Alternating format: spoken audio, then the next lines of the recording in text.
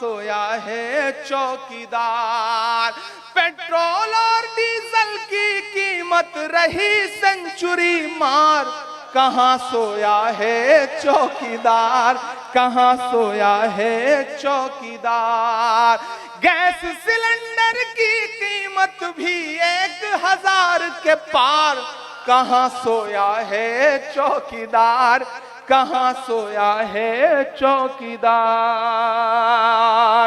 चाय बेचने वाला पूरा भारत बेच रहा है, इसी काम में हासिल उसे महारत बेच रहा है। कि रेल बिक गई, तेल बिक गया, बिका हवाई अड्डा, सब कुछ बिकता देख के खुश हैं अपने जेपी नड्डा। के जनता महंगाई की मारी करती हाहाकार, कहां सोया है चौकीदार, कहां सोया है चौकीदार। গুডি মিডিয়া নিমাত ৱাশ্বিংটন পোষ্টে দিছে খবৰ, 60,000 কোটি টকা গায়ব, মোদীৰ নিৰ্মলাই বেচিলে 35 টন সোণ। আজিৰ এই প্ৰতিবেদনৰ আৰম্ভণিত মই আপোনাক দেখুৱাব বিচাৰিছোঁ মহাৰাষ্ট্ৰৰ ৰাজ্যসভাৰ কংগ্ৰেছ সাংসদ তথা প্ৰখ্যাত ছায়েৰ গায়ক ইমৰান প্ৰতাপগড়ীৰ ভাষণৰ কিছু অংশ। আপুনি ভালদৰে চাওক, ইমৰান প্ৰতাপগড়ীৰ ভাষণ আৰু আমাৰ আজিৰ এই প্ৰতিবেদনৰ মাজত 100% মিল আছে। এটাৰ পাছত এটাকৈ ধৰা পৰিছে বিজেপিৰ ফাঁকি, বিজেপিৰ ঝুমলা। আজি আপোনাক কম, মোদী চৰকাৰে দেশৰ জনতাক হিন্দু মুছলমানৰ ধৰ্মীয় নিচাত আবদ্ধ কৰি কেনেকৈ মনে মনে মোদী চৰকাৰে বিক্ৰী কৰি দিলে দেশৰ আৰ্থিক সুৰক্ষাৰ বাবে ৰিজাৰ্ভ বেংকত দশক ধৰি মজুত ৰখা 35 টন সোণ। সোণ বিক্ৰী পোৱা 60,000 কোটি টকা কাৰ পকেটত নাই? LICৰ অৱস্থা এই ডুবু।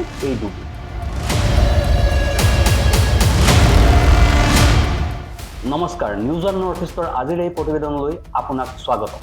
আপুনি চাই আছে দেশৰ এটা অগ্ৰণী, নিৰ্ভীক, নিৰপেক্ষ আৰু বহুভাষিক channel news one north. BJP শাসনলৈ আহিলে কংগ্ৰেছে পিছুৱাই থোৱা ভাৰতক উন্নতিৰ শীৰ্ষলৈ লৈ যাম বুলি প্ৰতিশ্ৰুতি দিয়া নৰেন্দ্ৰ মোদী শাসনত বহি প্ৰধানমন্ত্ৰী হোৱাৰ পাছত এইখন দেশৰ চৰকাৰী সম্পদ বেচিবলৈ আৰু একো বাকী নাই। জাতি মাটি ভেটি বচোৱাৰ প্ৰতিশ্ৰুতি দিয়া অসমৰ চৰকাৰখনেও অৱশেষত কি কৰিলে, কি কৰি আছে বা কি কৰিবলৈ পাণ পাতিছে সেইটো জনতাই দেখি আছে। ৰ'ব প্ৰিয় দৰ্শক, আপুনি যদি অন্ধভক্ত নহয় তেন্তে আপুনি নিশ্চয় দেখিছে যে কেনেকৈ অসমৰ মুখ্যমন্ত্ৰী ডক্টৰ হিমন্ত বিশ্ব শৰ্মাই কাৰ্বি পাহাৰৰ হাজাৰ হাজাৰ বিঘা মাটিৰ পৰা ভূমিপুত্ৰ কাৰ্বিসকলক উচ্ছেদ কৰি প্ৰধানমন্ত্ৰী মোদীৰ পৰম মিত্ৰ আদানীক চমজাই দিছে।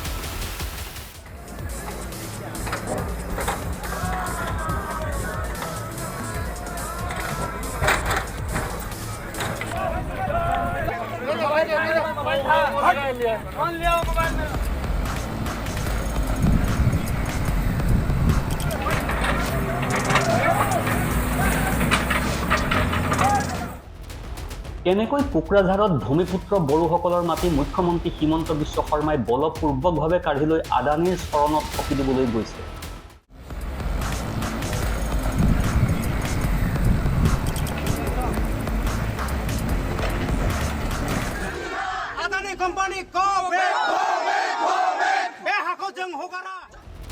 কেনেকৈ ৰামদেৱক মাটি গতাই দিছে মাৰাত্মক পৰিৱেশ ধ্বংসকাৰী পাম অইলৰ খেতি কৰিবলৈ। মুখ্যমন্ত্ৰীক অনুৰোধ কৰিছোঁ যে কোনো কাৰণত পাম অইলৰ খেতি কৰিবলৈ হ'লে অসমৰ মাটিটো গৱেষণা কৰি পেলাই উপযুক্ত হয়নে নহয় তেতিয়া কৰিবলৈ কৈছোঁ। বিজ্ঞানীসকলে ঘোষণা কৰিলে এই মাটিত কৰিলে আমাৰ কি উপকাৰ হ'ব, কি অপকাৰ হ'ব। পইচাটোৱে যথেষ্ট নহ'ব, বায়'ডাইভাৰ্চিটি যেতিয়া বেয়া হ'ব। যিহেতু ৱাইল্ড এনিমেল উত্তৰ পূৰ্বাঞ্চলৰ ভিতৰত অসমত আছে, হাতী আৰু মানুহৰ সংঘাতটো বেছি হ'ব আৰু বান্দৰ আৰু মানুহৰ সংঘাতটো বেছি হ'ব। পানীটো শোষণটো বেছি কৰে আৰু নেচাৰেলি গছবোৰ মৰি যাব। আপোনালোকে ইয়াত গৈছে, গুৱাহাটীত গৈছেনে? ৰহাত যিটো ফিচাৰী আছে কাণত, তাত থকা নেচাৰেলি গছ নাৰিকল গছবোৰ মৰি গৈছে, ইউক্লিপটাছ আছে।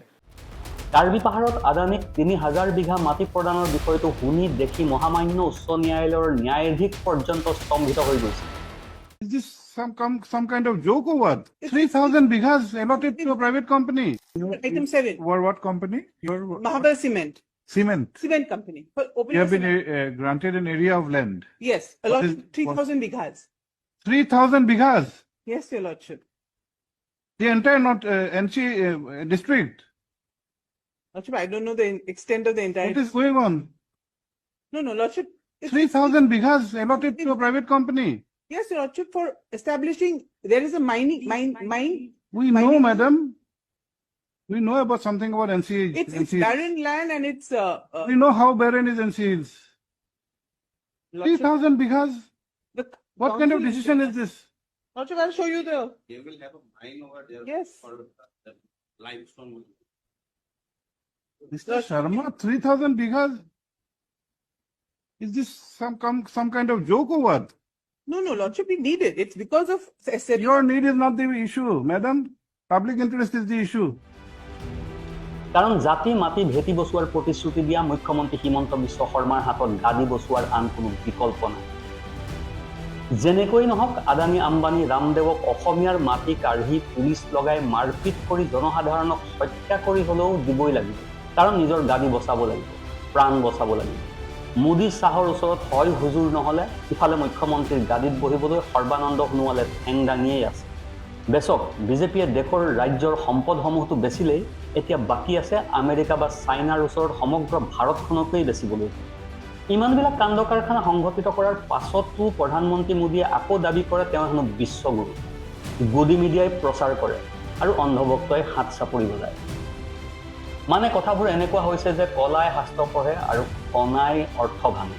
তথাকথিত বিশ্বগুৰুৱে দেশৰ জনতাক মুংগেৰীলালৰ স্বপ্ন দেখুৱাই ভাৰত বিশ্বৰ তৃতীয় বৃহত্তম অৰ্থনীতিত উপনীত হ'ব বুলি জনতাক খুৱাইছে হাৱা মিঠাই। $5 ট্ৰিলিয়ন অৰ্থনীতিৰ কথা কৈছে দেশখনৰ বিষয়ে, কিন্তু বাস্তৱ প্ৰকৃত সত্যটো হ'ল ভাৰতৰ অৰ্থনীতি এতিয়া ইণ্টেনচিভ কেয়াৰ ইউনিট অৰ্থাৎ ICU। ভাৰতক বিশ্বৰ তৃতীয় বৃহত্তম অৰ্থনীতি হিচাপে গঢ়ি তোলাৰ দাবী কৰা হৈছিল যদিও সেই দাবী মিছা বুলি প্ৰমাণিত হৈছে। মানে প্ৰধানমন্ত্ৰীয়ে দিয়া ভাৰতৰ প্ৰকৃত ছবিখন এতিয়া ভিতৰত ঢকুৱাৰ বেৰ, বাহিৰত বৰ চুৰিয়াৰ ফেৰৰ দৰে।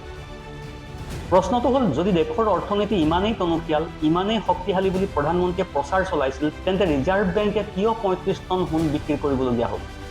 60,000 কোটি টকা কলৈ গ'ল? কিয় তাৰ কোনো হিচাপ দিব পৰা নাই? সংবাদ মাধ্যমত প্ৰধানমন্ত্ৰী মোদীৰ শ্লোগান আৰু ভাষণ ইমানেই অতিৰঞ্জিত যে যেন দেশৰ উন্নয়ন ত্বৰান্বিত হৈছে, কিন্তু তেওঁ কোৱা সেই বিকাশ ক'ত? সাধাৰণ জনতাৰ পকেট খালী। আকাশলংঘী হৈছে নিত্য ব্যৱহাৰ্য সামগ্ৰীৰ দাম, আকাশলংঘী হৈছে মুদ্ৰাস্ফীতি। নিয়োগৰ সুযোগ কমি আহিছে, দেশত নিবনুৱাৰ গ্ৰাফডাল ঊৰ্ধ্বমুখী হৈছে আৰু তথাপিও উন্নয়নৰ ঢাক ঢোল কোৱাবলৈ এৰা নাই মোদী চৰকাৰে। প্ৰিয় দৰ্শক, পকেট খালী হ'লেই ধৰ্মৰ ব্যৱসায়টো আটাইতকৈ লাভজনক হৈ উঠে আৰু এয়া আজিৰ ৰাজনৈতিক বাস্তৱ আৰু এয়াই আজিৰ ৰাজনৈতিক চিত্ৰ। ৰিজাৰ্ভ বেংকৰ ধন কলৈ গ'ল? সোণখিনি বিক্ৰী কৰি দিলে আৰু বৈদেশিক মুদ্ৰাৰ মজুতও কমি গ'ল। কিন্তু এই সন্দৰ্ভত কোনেও প্ৰশ্ন উত্থাপন কৰা নাই, কাৰণ বিজেপিয়ে জনসাধাৰণক হিন্দু মুছলমান, বুৰ্খা, হালাল, মন্দিৰ মছজিদ ৰাজনীতিত ডুবুৱাই ৰাখিছে। ধৰ্মৰ ড্ৰাগছত জনতাক এডিক্টেড কৰি দিছে। ধৰ্মৰ নামত যেতিয়া জনতা বিভাজিত হৈ থাকিব, ধৰ্মৰ নামত যেতিয়া জনতা উন্মত্ত হৈ থাকিব, ধৰ্মৰ নামত যেতিয়া জনতা ফুল নিচাসক্ত হৈ থাকিব, তেতিয়া কোনে সুধিব দেশৰ ধন কলৈ গৈ আছে, তাৰ পকেটত ভৰোৱা হৈছে, উন্নয়নৰ প্ৰতিশ্ৰুতি কেতিয়া পূৰণ হ'ব? 35 টন সোণ বিক্ৰী কৰি পোৱা 60,000 কোটি টকা কলৈ গ'ল? দেশ দেউলীয়া অৰ্থনীতিৰ দিশে গৈ আছে। চৰকাৰ কেৱল ব্যস্ত শ্লোগান বিক্ৰী কৰা। দৰাচলতে বিশ্বৰ বজাৰত চলি থকা অস্থিৰতাৰ প্ৰভাৱ এতিয়া স্পষ্টকৈ দেখা গৈছে ভাৰতৰ অৰ্থনীতি। ৰিজাৰ্ভ বেংকে প্ৰকাশ কৰা শেহতীয়া পৰিসংখ্যা অতি চাঞ্চল্যকৰ। 24 অক্টোবৰত প্ৰকাশ কৰা তথ্য মতে সপ্তাহটোত দেশৰ বৈদেশিক মুদ্ৰাৰ মজুত $7 বিলিয়ন বৃহৎ পৰিমাণে হ্ৰাস পাইছে। কিন্তু তাতোতকৈ ডাঙৰ পৰিতাপৰ খবৰটো হ'ল যে এই বৈদেশিক মুদ্ৰাৰ বৃহৎ পৰিমাণৰ হ্ৰাসৰ ফলত ৰিজাৰ্ভ বেংকে নিজৰ ৰিজাৰ্ভৰ পৰা প্ৰায় 35 টন সোণ বিক্ৰী কৰিবলগীয়া হ'ল। দশক ধৰি দেশৰ অৰ্থনৈতিক সুৰক্ষাৰ নিশ্চয়তা হিচাপে গণ্য কৰি অহা হৈছিল এই সোণখিনি। প্ৰশ্ন হয়, মানুহে ঘৰৰ সাঁচতীয়া সোণ কেতিয়া বেচে? মোদী চৰকাৰৰ দিনত বিত্তমন্ত্ৰী নিৰ্মলা সীতাৰমণৰ শাসনত যদি আমাৰ অৰ্থনীতি ইমান শক্তিশালী, ইমান টনকিয়ালে আছিল, তেন্তে ৰিজাৰ্ভ বেংকে কিয় 35 টন সোণ বিক্ৰী কৰিবলগীয়া হ'ল? এই সোণ বিক্ৰী কৰি পোৱা 60,000 কোটি টকা কলৈ গ'ল? কাৰ পকেটত সোমাল? ইয়াৰ উত্তৰ এতিয়া কোনেও কিয় দিব পৰা নাই। ভাৰতক বিশ্বগুৰু বুলি দাবী কৰা এই নেতাসকলে যেতিয়া নিৰ্বাচনী ৰেলীত জনসভাত অংশগ্ৰহণ কৰে, তেতিয়া তেওঁলোকে বৈদেশিক মুদ্ৰাৰ মজুত কমি যোৱা বা সোণ বিক্ৰীৰ দৰে গুৰুতৰ অৰ্থনৈতিক বিষয়ৰ ওপৰত এটা শব্দও নকয়, হাস নকৰে, লুকুৱাই ৰাখে। তেওঁলোকৰ ভাষণ কেৱল হিন্দু মুছলমান মন্দিৰ মছজিদ বিৰোধীৰ বিৰুদ্ধে ঠাট্টা মস্কৰা আদিৰে ভৰপূৰ। যেতিয়া ৰিজাৰ্ভ বেংকত থকা দেশৰ আৰ্থিক সুৰক্ষাৰ ৩৫ টন সোণ বিক্ৰী হৈ গ'ল, ৬০,০০০ কোটি টকা শেষ হৈ গ'ল, তেতিয়া কোনো মন্ত্ৰীয়ে কিয় উত্তৰ দিয়াৰ প্ৰয়োজনীয়তা অনুভৱ কৰা নাছিল। সেই টকা কলৈ গ'ল? জনতাৰ পৰা সংগ্ৰহ কৰা টেক্সৰ ধন কাৰ পকেটত সোমাল? প্ৰকৃত সত্যটো হ'ল, যিখন দেশৰ জনতাক $৫ ট্ৰিলিয়ন অৰ্থনীতিৰ হোৱাৰ সপোন দেখুওৱা হৈছে, সেইখন দেশ এতিয়া নিজৰ আৰ্থিক সুৰক্ষাৰ বাবে মজুত ৰখা সোণখিনিও বিক্ৰী কৰিবলৈ বাধ্য হৈছে। এয়াই প্ৰধানমন্ত্ৰী মোদীৰ স্বাৱলম্বী ভাৰত নীতি। এয়াই নেকি প্ৰধানমন্ত্ৰী মোদীৰ স্বাৱলম্বী ভাৰতৰ প্ৰকৃত অৱস্থা। এয়াই নেকি প্ৰধানমন্ত্ৰী মোদীয়ে পোৱা অমৃতকাল। বৈদেশিক মুদ্ৰা কমি অহা আৰু অৰ্থনৈতিক সংকট গভীৰ হৈ অহাৰ সময়ত এয়াই নেকি বিজেপিয়ে শ্লোগান দিয়া ভাৰতৰ অমৃতকাল। এইখন চৰকাৰে দেশৰ সম্পদ কেনেকৈ সুৰক্ষিত কৰি ৰাখিব? ভাৰতীয় ৰিজাৰ্ভ বেংকে নিজৰ সম্পদ কি স্বাৰ্থত ব্যৱহাৰ কৰি আছে? ভাৰতীয় ৰিজাৰ্ভ বেংকে যি কাম কৰিলে সেয়া যিকোনো অৰ্থনীতিৰ বাবে এক অশনি সংকেত। কিন্তু এই বিষয়ত চৰকাৰেও মাত মাতিব পৰা নাই। সংবাদ মাধ্যমতো ইয়াৰ গুৰুত্বতাৰ বিষয়ে চৰ্চিত হোৱা নাই। জনতাৰ দৃষ্টিত নপৰিবলৈ ইচ্ছাকৃতভাৱে এই সকলোবোৰ ঢাকি ৰখা হৈছে নেকি? সাধাৰণ মানুহৰ পকেট খালী, মুদ্ৰাস্ফীতি বৃদ্ধি পাইছে, নিয়োগ হ্ৰাস পাইছে আৰু চৰকাৰে এতিয়াও ৰাজহুৱা মঞ্চৰ পৰা সেই একেই পুৰণি বাক্যবান পুনৰাবৃত্তি কৰি আছে। মানে নাও বুৰিলেও দুম টিঙৰ পৰা নানামে। ৰিজাৰ্ভ বেংকৰ টকা নাইকিয়া হৈ গৈছে, ইমান সোণ বিক্ৰী হৈছে, বৈদেশিক মুদ্ৰাৰ মজুত কমিছে, কিন্তু কোনেও প্ৰশ্ন কৰা নাই, উত্তৰো কোনেও দিয়া নাই। কিয়? কাৰণ ধৰ্ম আৰু জাতিৰ ৰাজনীতিয়ে জনসাধাৰণক নিচাসক্ত কৰি ৰাখিছে। পূৰ্বতে ব্ৰিটিছে দেশৰ জনতাক টানি খুৱাই নিচাসক্ত কৰি ৰাখিছিল, যাতে ভাৰতক ইচ্ছামতে লুটিব পাৰে। আৰু বৰ্তমান স্বাধীন ভাৰতত প্ৰধানমন্ত্ৰী নৰেন্দ্ৰ মোদীয়ে, বিজেপিৰ সহযোগী দলসমূহে ধৰ্মীয় নিচাৰে জনতাক নিচাসক্ত কৰি দেশৰ প্ৰকৃত পৰিস্থিতি উপলব্ধি কৰাৰ পৰা আঁতৰাই ৰাখিছে। এতিয়া এইটোৱে সত্য, পকেট খালী হ'লে ধৰ্মৰ ব্যৱসায় আটাইতকৈ লাভজনক হৈ উঠে। এয়া আজিৰ সময়ৰ বাস্তৱ। যেতিয়া জনসাধাৰণ তেওঁলোকৰ লগত কোনো সম্পৰ্ক নথকা বিষয়ত জড়িত হৈ পৰিব, তেতিয়া কোনেও সুধিব নোৱাৰিব দেশৰ ধন কলৈ গৈ আছে, কাৰ পকেটত সোমাইছে, উন্নয়নৰ দাবী কেতিয়া বাস্তৱত পৰিণত হ'ব। প্ৰখ্যাত লোকগায়িকা নেহা সিং ৰাথোৰে এই ডাঙৰ খবৰটো কেনেকৈ প্ৰকাশ পাইছে সেই বিষয়ে লিখিছে, হিন্দু মুছলমান বিষয়ত দেশৰ জনসাধাৰণক জড়িত কৰি ৰিজাৰ্ভ বেংকে ৬০,০০০ কোটি টকা হেৰুৱালে। দেশৰ ৩৫ টন সোণ বিক্ৰী হৈ গ'ল, বৈদেশিক মুদ্ৰাৰ মজুত কমি গ'ল, বিশ্বগুৰু হ'বলৈ আৰু কিমান বাকী আছে? এই কথা প্ৰকাশ হোৱাৰ কেইদিনমানৰ পূৰ্বে ৱাশ্বিংটন পোষ্টৰ এক প্ৰতিবেদনে সত্যটো উন্মোচন কৰিছিল। অভিযোগ উত্থাপন কৰিছে যে ভাৰতীয় ৰাষ্ট্ৰীয় বীমা নিগম LICৰ দৰে চৰকাৰী কোম্পানীসমূহক আদানী গ্ৰুপৰ কোম্পানীসমূহত প্ৰচুৰ বিনিয়োগ কৰিবলৈ নিৰ্দেশ দিয়া হৈছে। দাবী কৰা হৈছে যে চৰকাৰে বিচাৰে যে এই প্ৰতিষ্ঠানসমূহে বজাৰত জনতাৰ মাজত বিশ্বাস দেখুৱাই থাকক, যাতে বিনিয়োগকাৰীয়ে সকলো ঠিকেই আছে বুলি বিশ্বাস কৰে। কিন্তু আচল প্ৰশ্নটো হ'ল, ৰাজহুৱা ধনেৰে পৰিচালিত চৰকাৰখনে কিয় এই প্ৰতিষ্ঠানসমূহক একক উদ্যোগপতিৰ সুবিধাৰ বাবে অন্য দিশলৈ ঠেলি দিছে? ইপিনে আদানী গ্ৰুপত বিনিয়োগ কৰা বিনিয়োগকাৰীৰ পৰা কোটি কোটি টকাৰ লোকচানৰ সন্মুখীন হৈছে LIC। কিয় অধিক বিনিয়োগ কৰিবলৈ হেঁচা দিয়া হৈছে? আৰু এই সকলোবোৰ ৱাশ্বিংটন পোষ্টে প্ৰকাশ কৰিছে। এইটো জনস্বাৰ্থত নে কেৱল দুই এজন পুঁজিপতিক সকাহ দিয়াৰ প্ৰয়াস আছিল? তথাপিও প্ৰধানমন্ত্ৰী মোদীয়ে এৰা নাই দেশবাসীক বিশ্বগুৰু হোৱাৰ সপোন দেখুৱাব। এতিয়াও এৰা নাই দেশবাসীক $৫ ট্ৰিলিয়ন অৰ্থনীতিত উপনীত হোৱাৰ কথা ক'বলৈ। কিন্তু প্ৰকৃত সত্যটো হ'ল, ভাৰতৰ অৰ্থনীতি এতিয়া ICUত বন্ধ। ভাৰতক বিশ্বৰ তৃতীয় বৃহত্তম অৰ্থনীতি ঘোষণা কৰাসকলে যি দাবী উত্থাপন কৰিছে, সেই সকলো দাবী এক ঝুমলাহে। কল্পনা কৰকচোন, ২৪ অক্টোবৰত প্ৰকাশ পোৱা সপ্তাহটোত দেশৰ বৈদেশিক মুদ্ৰাৰ মজুত প্ৰায় $1 বিলিয়ন হ্ৰাস পাইছে। আৰু ইয়াতকৈ চিন্তনীয় কি? তাতোতকৈ চিন্তনীয় কথাটো হ'ল, ৰিজাৰ্ভ বেংকে নিজৰ ৰিজাৰ্ভৰ পৰা ৩৫ টন সোণ বিক্ৰী কৰিবলগীয়া হৈছে। দেশৰ অৰ্থনৈতিক নিৰাপত্তাৰ মেৰুদণ্ড হিচাপে গণ্য কৰা বস্তুটোৱেই হৈছে সোণ। কি বাধ্যবাধকতাৰ সৃষ্টি হ'ল যে দেশৰ অৰ্থনৈতিক নিৰাপত্তাৰ মেৰুদণ্ডও বিক্ৰী কৰিবলগীয়া হ'ল? দেশৰ অৰ্থনৈতিক পৰিস্থিতি এনেকুৱা পৰ্যায় পালেগৈ যে দেশে নিজৰ সোণ বিক্ৰী কৰিবলগীয়া হৈছে। কিন্তু দেশবাসীৰ বাবে পৰিতাপৰ কথা যে প্ৰধানমন্ত্ৰী মোদী, বিজেপি, NDAৰ মুখত এতিয়াও বিশ্বগুৰুৰ শ্লোগান। মোদীৰ নামত ট্ৰাম্পেট বজাইছে।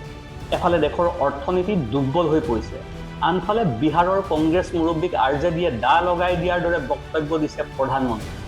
এইটোৱে নেকি দেশৰ বাবে একমাত্ৰ অগ্ৰাধিকাৰ? প্ৰধানমন্ত্ৰীয়ে বুজাব নালাগেনে যে ৰিজাৰ্ভ বেংকে কিয় নিজৰ সোণ বিক্ৰী কৰিবলগীয়া হ'ল? ৱাশ্বিংটন পোষ্টৰ প্ৰতিবেদন আৰু RBI তথ্যই একেলগে এক ভয়ানক সত্য উন্মোচন কৰিছে। দেশৰ অৰ্থনীতিৰ ওপৰত এতিয়া শাসকৰ মন মৰ্জি অধিকাৰ বাঢ়িছে। চৰকাৰী প্ৰতিষ্ঠানসমূহেও ৰাজনৈতিক নিৰ্দেশৰ ভিত্তিত সিদ্ধান্ত লৈছে আৰু ৰাজহুৱা ধন চৰকাৰী ধন অতি গোপনে নিৰ্বাচিত কেইজনমানৰ চন্দুকত সোমাইছিল। এয়াই বিকাশ নেকি? এয়াই নেকি নতুন ভাৰত, য'ত চৰকাৰে জবাবদিহিতাৰ পৰা হাত সাৰিবলৈ জনসাধাৰণক ধৰ্ম আৰু জাতীয়তাবাদৰ শ্লোগানত আবদ্ধ কৰি ৰাখিছে? এয়া কেনেধৰণৰ উন্নয়ন, য'ত দৰিদ্ৰ জনতা দিনে দিনে অধিক দৰিদ্ৰ হৈ পৰিছে, নিয়োগ হ্ৰাস পাইছে আৰু ৰিজাৰ্ভ বেংকে নিজৰ সোণ বিক্ৰী কৰিবলৈ বাধ্য হৈছে? ৬০,০০০ কোটি টকা কলৈ গ'ল? কিয় বিক্ৰী কৰা হ'ল ৩৫ টন সোণ? বৈদেশিক মুদ্ৰাৰ মজুত কেনেকৈ প্ৰায় $৭ বিলিয়ন হ্ৰাস পালে?